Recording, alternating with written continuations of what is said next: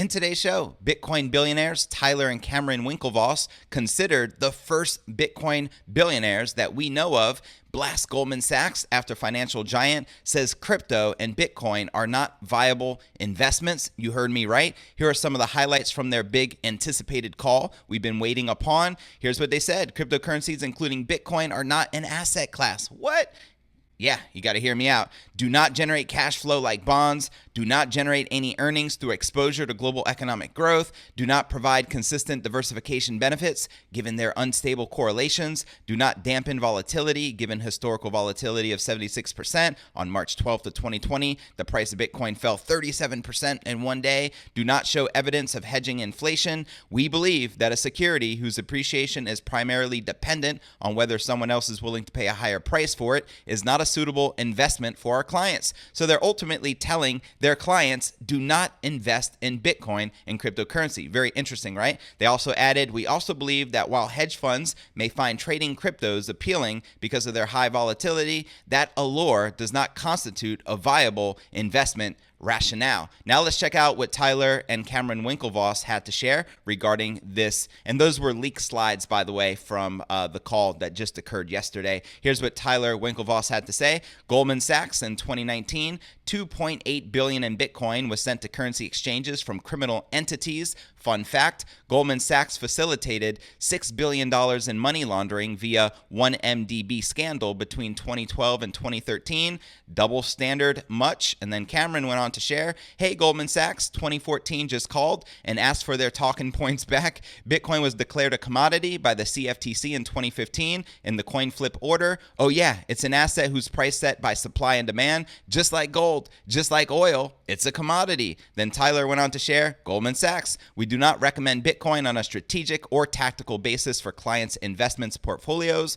Google Translate, we don't want our clients to buy Bitcoin and realize they don't need us anymore. Spot on. He hit the nail on the head right there. Cameron went on to share, Paul Tudor Jones isn't waiting around for approval from the establishment to buy Bitcoin. That's a fact. And neither should you. Do your own research, build your own conviction, avoid group think. And then Tyler went on to share, Goldman Sachs, aka bankers, aka Wall Street, still don't get it or want to get Bitcoin. It's okay because everyone else does. And then Cameron shared, Bitcoin does not generate cash flow like bonds because it's not a bond and the sky is blue. So in today's episode, we're going to be discussing this call with Goldman Sachs. We're going to be sharing some more insight from some top influencers, including Cameron and Tyler Winklevoss. Also in today's show, crucial fundamental data shows Bitcoin will break out of $10,500 resistance. Taking a look at this tweet, are you ready? If Bitcoin gets over this, there isn't much standing in the way of new all-time highs. They'd be on the horizon, way less resistance than anything Bitcoin overcame, going from 3.7 thousand to here. Would be a macro higher high confirmed. Don't underestimate the implications. We'll be breaking this down for you in today's show. Also, we'll be taking a look at the overall crypto market. Bitcoin back in the green, up 1% for the day, trading just above that $9,200 support. Ether and a lot of the major altcoins also in the green, some are in the red, but where's the Bitcoin price likely to go from here? Find out all this plus so much more in today's show.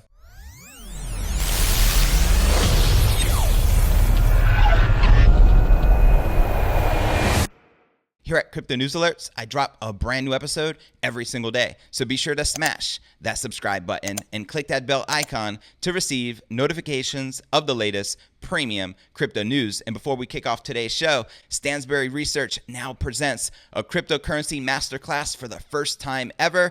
Everything you need to know about Bitcoin and cryptocurrencies for 2020 and beyond. It's free to register and tap into this masterclass. So go ahead, click the link below this video in the description, register and check it out. All right, welcome back to another episode of Crypto News Alerts. I'm your host JV, and let's dive right into today's top story of the day. This is breaking news as Goldman Sachs pretty much bashed crypto and Bitcoin in yesterday's investment call to their clients. Goldman Sachs just wrapped up a highly anticipated investor call that focused in part on its outlook for Bitcoin. The investing giant is not impressed with increasing institutional investments in cryptocurrency and says the digital assets do not constitute a viable investment rationale. Very interesting, especially coming from a bank, wouldn't you say? Goldman says Bitcoin is not an asset class because it can't can't create a cash flow as bonds do. Well, if you got the memo, Bitcoin is not a bond. You feel me? According to the analysts, the world's leading crypto has a number of other factors working against it. It does not generate earnings through exposure to economic growth.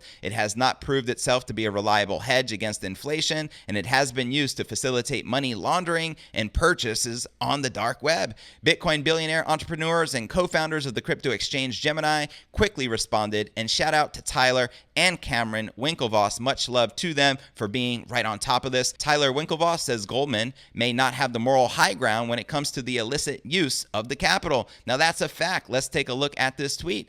Goldman Sachs in 2019, $2.8 billion in Bitcoin was sent to currency exchanges from criminal entities. Fun fact, Goldman Sachs facilitated $6 billion in money laundering via 1MDB scandal between 2012 and 2013.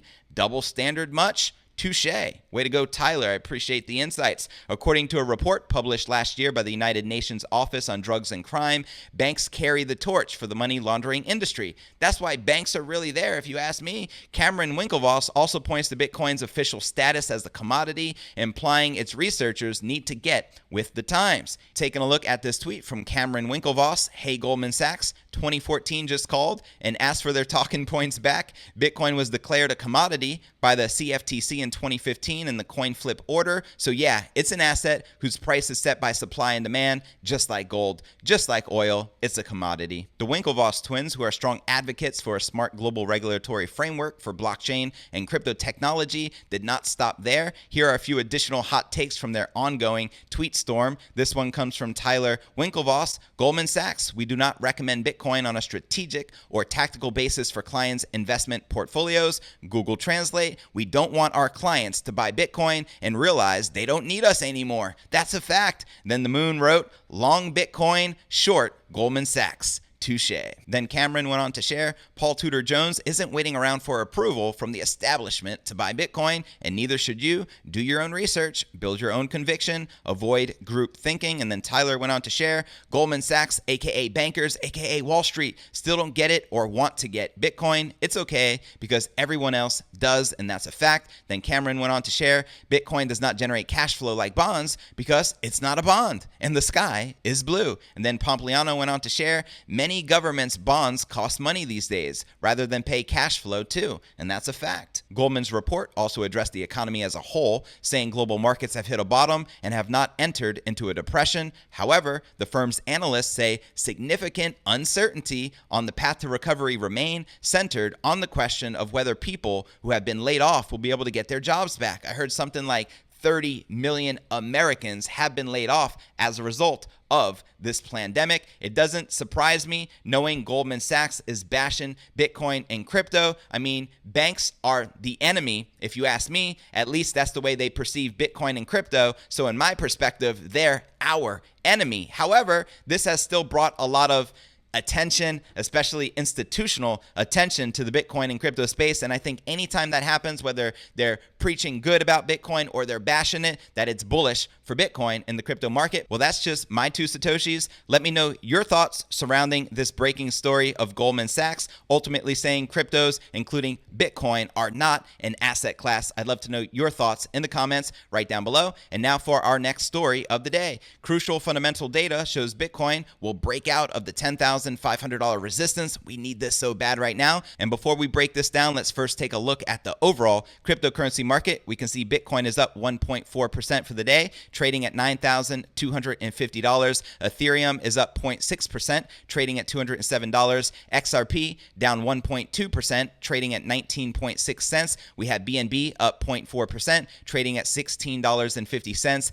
Link is down 0.39%, trading at $3.88. Miss Litecoin up 0.17%, trading at $43. We got Bitcoin Cash down 0.14%, trading at $232. And Satoshi Vision down 0.5%, trading at $187. And now checking out the top exchanges, Binance is down 3.6% with 4.2 billion in volume. Huobi Global down 5% with 2.9 billion in volume. OKEX down 1.8% with 2.5 billion in volume, and BitMEX down a whopping 9% with 1.5 billion in volume in the past 24 hours. All right, now let's break down our next story of the day. It's been a tough past few days for Bitcoin. You can say that again. In spite of the recent rally off the 8,600 lows that has brought Bitcoin to 9,300, the market remains depressed. Bitcoin is trading just under 10% shy of the May highs of 10,100, and altcoins are in a similar boat. The bearish price action may unfortunately continue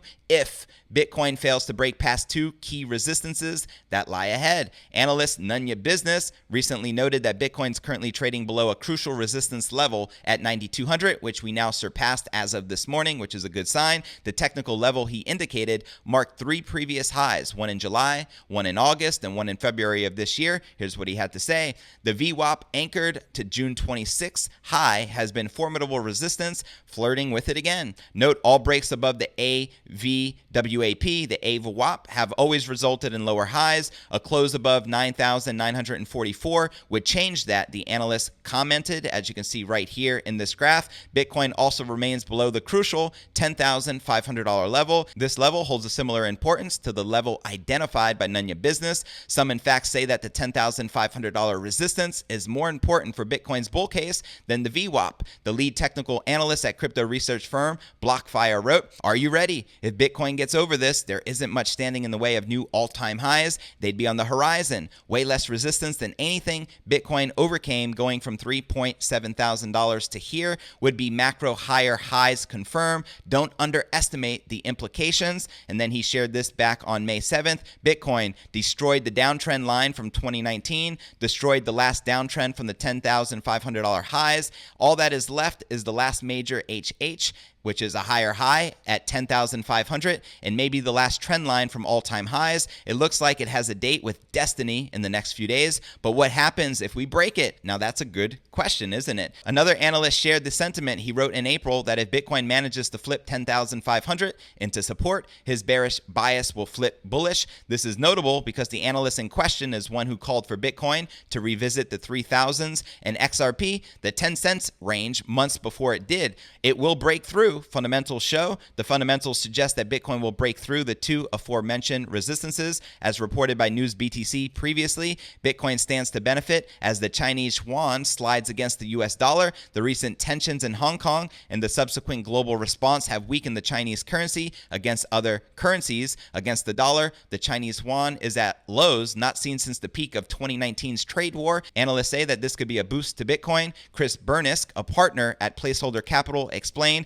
if China's CNY, which is the Chinese yuan, continues to weaken against the US dollar, then we could have a 2015-2016 repeat where the Bitcoin strength coincided with the yuan weakness. This is one example of many other fundamental factors potentially boosting the flagship crypto. While still a while away, Bitcoin breaking through the resistances will set this nascent market up for an even greater rally. The most bullish technical analysis event of this year will be breaking the $10,500 resistance. Once we do that, it is showtime, an analyst said, and I agree 100%. I feel once we can break past that, we're just going to smooth sailing towards new all-time highs. I think we'll break that $14,000, $15,000 critical resistance, which is probably about the price it costs to mine a single Bitcoin right now. Once we blow past that, we can retest all-time highs that were set back in December of 2017, which were 20,000. And I'm looking forward to dwarfing those all-time highs and making them look like child's play. What are your thoughts? Let me know in the comments right down below. Now let's check out the overall cryptocurrency market cap, sitting at 255 billion with 96 billion in volume in the past 24 hours. And the current BTC dominance is 66%.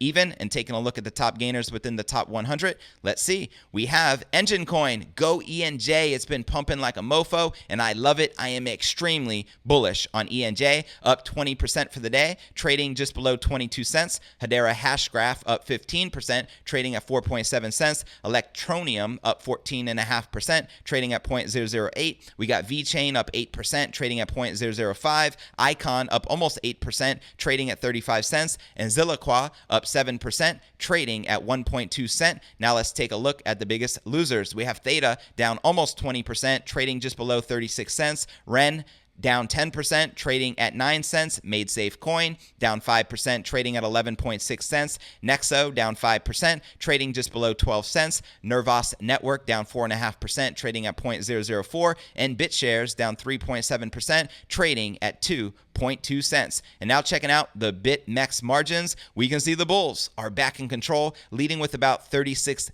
million in superiority in the past 24 hours, with longs leading 51.31% versus 48.69% shorts. Are you currently bullish or bearish on Bitcoin? Let me know your thoughts in the comments right down below. And now checking out one of my favorite indicators is the Crypto Greed and Fear Index. It shows we're currently rated a 41 in fear. Yesterday was a 39 in fear. Last week a 49, which was neutral. And last month a 26 in fear. And if you're not familiar with the Crypto Greed and Fear Index, extreme fear can be a sign that investors are too worried. That can be a great buying opportunity. And when investors are getting too greedy, that means the market is due for a correction. And I want to encourage you to check out the description right below this video by clicking show more in the description right down below for a detailed analysis of what's going on in the market. This goes for all 430 plus videos right here on my YouTube channel. I also have some very helpful resources for you to plug into, including the blog to my podcast, which could be found at cryptonewsyes.com. Not only is this updated every day, it also allows you to download the latest episode of the show in MP3 format so you can listen to it in your car, on your way to work, when you're working out, or just doing your thing on the go. Also, be sure to subscribe on YouTube. My direct link to subscribe on my YouTube channel is cryptonewsalerts.net. Also, we're on all the major podcasting platforms, including Apple's iTunes,